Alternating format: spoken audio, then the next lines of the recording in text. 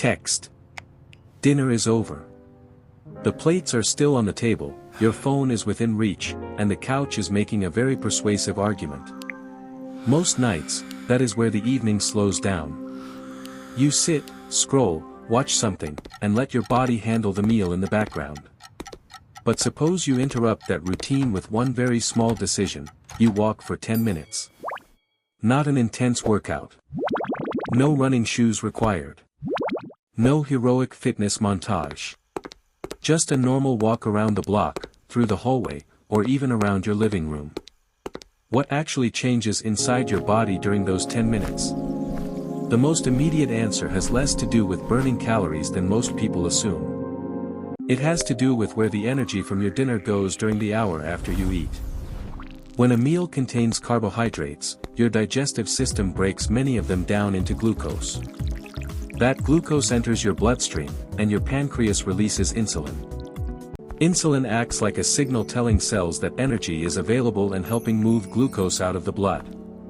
If you remain seated, your muscles are mostly waiting on the sidelines. They still use energy, of course, but not much compared with muscles that are actively contracting. The moment you begin walking, that changes. Your leg muscles need fuel.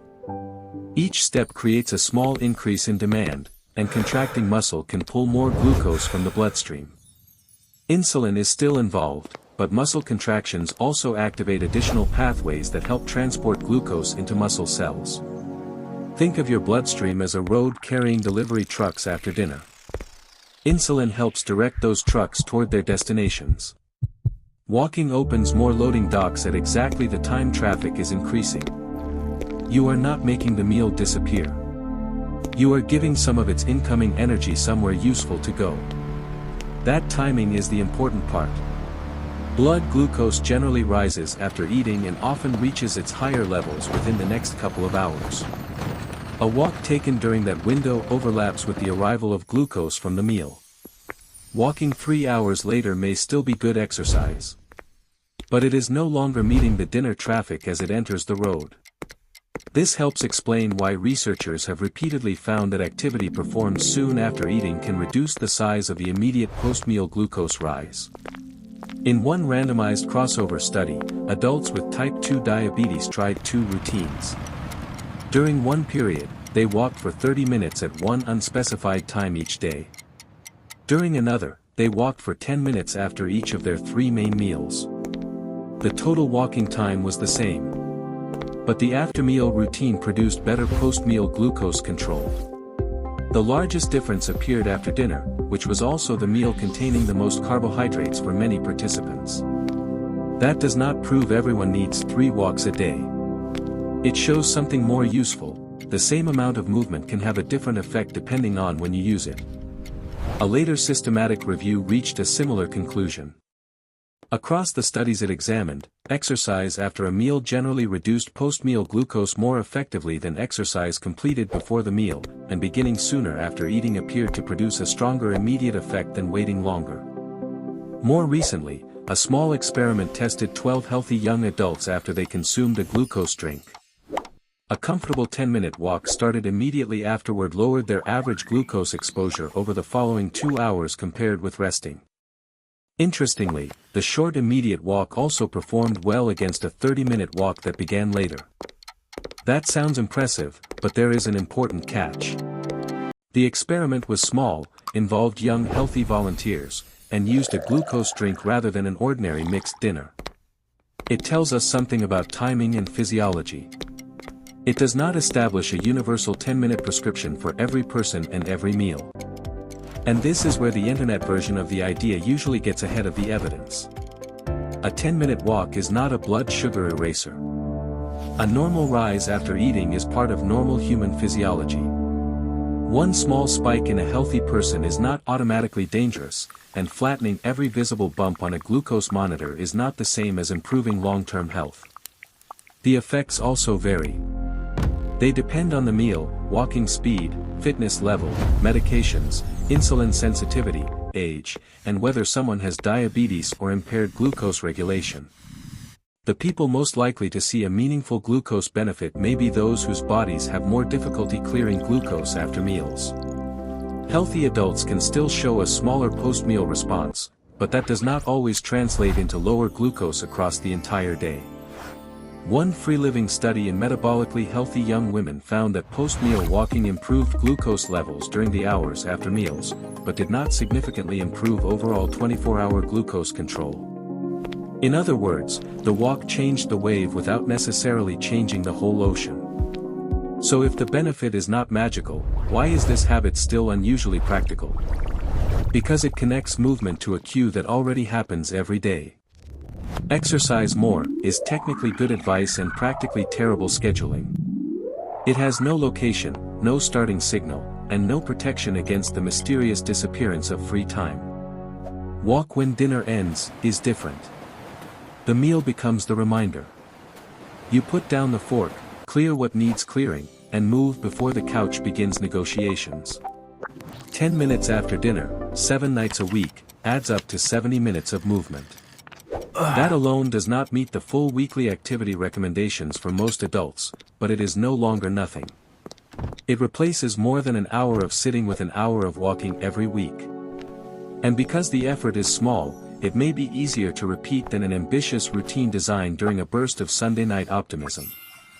There is also no requirement that this walk be fast enough to frighten the neighbors. Most studies use light to moderate intensity movement. For a practical version, walk at a pace that feels purposeful but still allows you to speak in complete sentences. You do not need to be breathless. In fact, immediately after a large meal is probably not the moment to test your personal land speed record.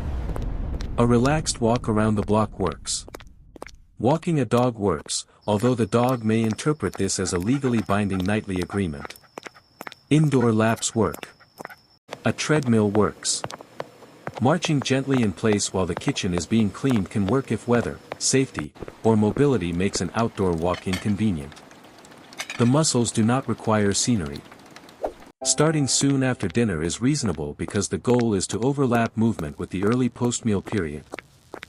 You do not need to sprint away from the table the second you swallow the final bite. Beginning within roughly the first 15 to 30 minutes is a practical target, but consistency matters more than treating a stopwatch like medical equipment.